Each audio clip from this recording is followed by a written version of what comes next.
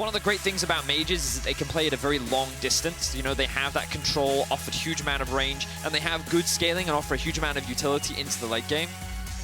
When we look at how these team fights play out, I think that one of the things about Rogue's comp, though, is a lot of these champions want to dive in. Things like the Gnar, things like the Kaisa, things like the Rell, which could, in theory, make things a little bit easier for a Kalista that wants the champions to come to you. But at the same time, there's so much utility on the side of Rogue's composition that Jeskla may very well specifically is that she's quite short range, so that once an element of crowd control lands on her, and it's not that hard to do, she can be in a lot of trouble. Speaking of, Larssen going to lose half his HP after a very smartly placed ward to your Q.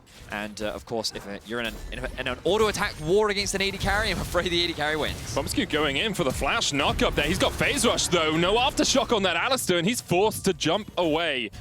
Very aggressive trade. As right now, Larssen looks to push in the wave. Magifelix going in again. Flash away from Larssen. Magifelix going to flash chase. There's a shockwave, and here comes Inspired across the wall. Flash bear slap. Larssen just about survives. Magifelix gets the reshot on the jump away. Inspired looking for the tower dive here, and should just with the Phoenix stance be able to smite away Magifelix. Zanzarah will get one in response. It's a 1-for-1 trade in the mid lane. Wow. Zanzarah can try and use that to get a level advantage. Do see a bit of trading here of the blue buff. Zanzarah not quite able to steal it away, and now Trymbi on his way. Yeah, Track Repel is there. Loathing Lullaby is going to be popped. Killer Instinct coming in from Hansama, immediately knocked up by promisq. He's going to have to flash across the wall. The stun onto Trymbi now with promisq tanks up the Rell. Magifelix fighting off Larssen off towards the top side. Base call comes out. Jeskla trying to do what he can. There goes the dive onto Trymbi. Can't quite get the damage down. Exhaust onto Inspired, and Jeskla dies. Magifelix with the buster shot to try and get Rogue away, but Inspired is on the chase, and the Attract Repel is there for the double stun and the double kill for Hansama. Rogue end up benefiting massively off that crazy skirmish. So many flashes were burned and so many HP bars got incredibly low, but it was Rogue that come out on top. They're going to get themselves the Drake, they're going to get themselves 2 kills, and this Rogue composition is already starting to run away with it. promisq looking for a flank. TP is available for Magifelix. Trymbi's going to see him. Trymbi's going to see him. He knows he's there. Shadowing Strike comes out, and I'm very sorry, promisq. There's not much you can do in that sort of situation. I thought that they were looking for a flank TP play. It's just going wrong for Astralis there, and I think Jeskla recognized like he had to get something in that situation, otherwise it was going to be even worse, and he ends up losing so much for it. So really sucks for Astralis. Really does suck, especially when they needed to try and get ahead in the early games. The pressure on the map, they recognize what they can do, and they'll maximize it to the fullest. Currently sitting at 10-2 in the standings. It was a little bit, about 20 minutes too early on that one. As odoamne tries to trade in the top lane. WhiteKnight flashing forward, and Odo, well, that's a 1v1 kill there for WhiteKnight. So, alongside odoamne, both top laners can look to get involved, as Larssen putting a lot of damage down onto Magifelix. Magifelix does still have the flash, but you can see he's just forced away here by Larssen. Will come down to generate a little bit of pressure. Astralis, I like that they've brought all their members up here as well to get this Herald into the tower, get themselves a little bit more money, and also get damage down. Well, you probably heard Caedrel talking about it, you've probably heard Ender talking about it. Rift Herald's mid lane, very effective because of how difficult it can be to siege against control mages especially. As we see another all-in the top lane. Unstoppable Onslaught comes out. odoamne trying to get away from this one, but Zanzarah is on the chase. Odo, no flash on the Gnar. Only halfway to Mega. Pops the Stridebreaker to avoid the Swirl Seed, but the chase is still on here. WhiteKnight and Zanzarah. It's close to Mega. Should be able to chase down odoamne, but as you say, very close to Mega. Uses the Gnar to get the knockback, then leaps away. And Zanzarah flashes in, does have the Loathing Lullaby, and will put that very angry Gnar to sleep and miss the Q. Will still get the kill in the end. That was a lot burnt just to kill odoamne, and this is somewhat what we were talking about earlier on. odoamne, even though he died there, think about how much time he actually bought for his team. Zanzarah had to use Flash, Zanzarah had to use Ultimate, Zanzarah even used Smite just to get that kill onto Odo, as he almost got away with that. But Rogue, in the meantime, secure bot tower. They will get the first tower of the game, along with the second Drake on the support. Perhaps I love it. Yeah, I know. I think it's a really good, but as a support main, well, why don't you inform us about why you like it so much? Well, it's just the ability. A lot of supports if I don't think I'm going to be burst down quickly in a fight. Unless something, you know, like Merc Treads or the Plate of Steel Caps is necessary. Hansama going in, looking for the burst here onto Jeskla. And even through the exhaust, Vedius, even through the exhaust, he's still able to get the kill. WhiteKnight trying to get on towards this Kaisa. Hansama, I believe, still has the flash as he hugs the wall. WhiteKnight face plants. with the Unstoppable Onslaught, and now Rogue looking for a little bit more of a Barney. There's the Magnet Storm, locks up Zanzarah, promisq's in the middle of the fray as well. Magifelix trying to do what he can off towards the top side. Buster shot, Hans Summer, explosive shot. Not going to be enough damage, and Magifelix will feel the pain of a lance as Trymbi uses the Shattering Strike to secure the kill. Astralis are just being torn apart right now. Kill after kill after kill. Astralis are being suffocated out of their own half of the map, and there is little they can do as Rogue continue to snowball this game. I mean, promisq's trying to get the blue for himself, but he doesn't realize how strong odoamne is. He might be 0-2-0, but he's still got up towards the top side. You'll notice that odoamne is pushing in bot. And it doesn't matter that he doesn't have the teleport, because he knows that, oh look, 2 people on Astralis also do not have the teleport. So he can just push this wave in for free. There's nothing that he has to worry about. Meanwhile, Rogue are also pushing in mid with Larssen. So they're trading this Herald for a lot of control over the map, securing the mid tier 1, likely getting a lot of damage down onto the tier 2 in bot lane. They may even interrupt this Herald. And overall, it's just a trading of objectives. You know, 1 objective for 2.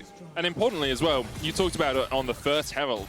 Getting mid-tower tends to be the priority with these Heralds, and you can see Astralis had to use it. Top lane didn't have the mid-pro. They still haven't broken that mid-tier 1 from Rogue, so they can't go in, can't get that deeper vision, and it allows Larssen just to step up further like this, force Magifelix back. And that Tristana pick is not already quite strong beforehand, but now with the buffs, it seems that many mid laners are actually favoring it over things like the Liandrys or the Ludens, which is pretty interesting. Gives you a little bit more tankiness, a little bit more survivability.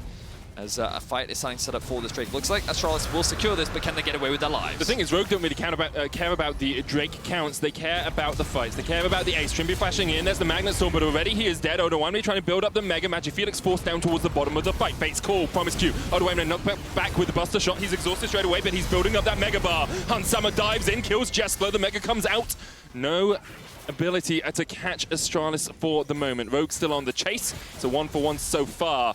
Larssen does have the Shockwave and has Flash. Could look for an engage here. There we go. Straight only onto the top laner of Astralis. Hans Summer coming in from the side, and Zanzarah is chunked before he can even get back to his tower. WhiteKnight falls as well. Another double for Hans Summer. He's 7-0-2. Astralis were hoping that they could get away with at least 1 kill, a Drake, and perhaps not losing someone if he so desires. promisq has a huge flank. I mean, he's off in another planet right now. He's gone to the moon, and maybe he's coming back as the TP's coming in from Astralis to the stars, they say, as they look for a fray here in the mid lane. Perhaps their last chance to find anything out of this game. Hans Summer, the first one to get caught out, knocked over the wall, but the rest of Astralis are not there for the follow-up. And in to the Magnet Storm, the meat grinder that is Rell. Kaisa go all of Astralis. Hans Summer dives in with a killer instinct, and he's got a darn instinct to kill. Another double for Hans. Jeskla stunned underneath the tower. The Shockwave rips him asunder. And now Inspire's going to chase down Magifelix, the last man left on Astralis.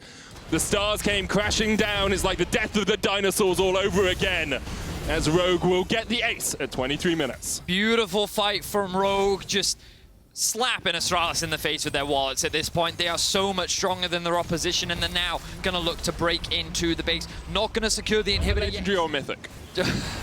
Okay. Fair? Fair? Because that support item costs us the same as a corrupting potion. True. Anyway, Rogue have started up the Baron here.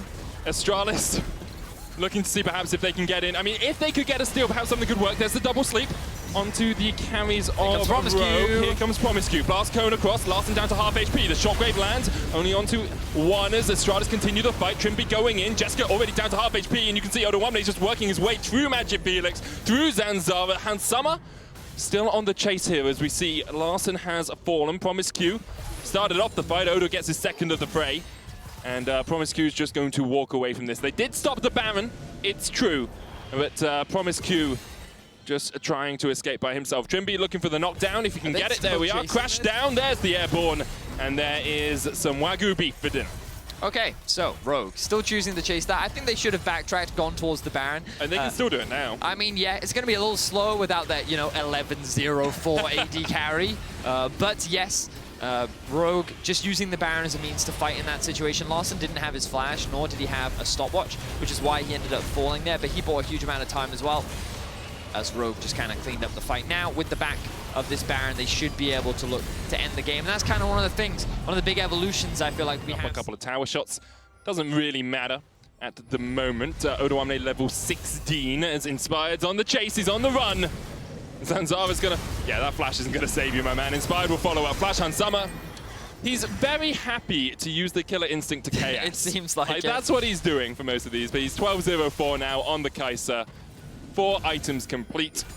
Unless we count a Doran's Blade as an item, in which case he has 5. It's an item. It is an item. It's not the way we define items, Vedius. No, incorrect. It is an item. It just doesn't. It's not a component, nor does it build into anything. Okay, so I guess it's a mythic then. He has 6 items, Zanzarah. Okay. He does. He has 6 items, Medic. Well, it just shows how far Rogue are ahead. The AD carries are already at 6 items as they take down the bottom lane, mid lane inhibitor for now. Bot lane is going to be taken down by minions. Rogue are trying to get the extra minion wave in, but they don't really need it. They've got a cannon here in the mid lane. Those Nexus I think they do need it. I think they need these ones. They don't need the ones in top lane. Very true. Trymbi has flash ult. He could just look for engage if he really wanted to.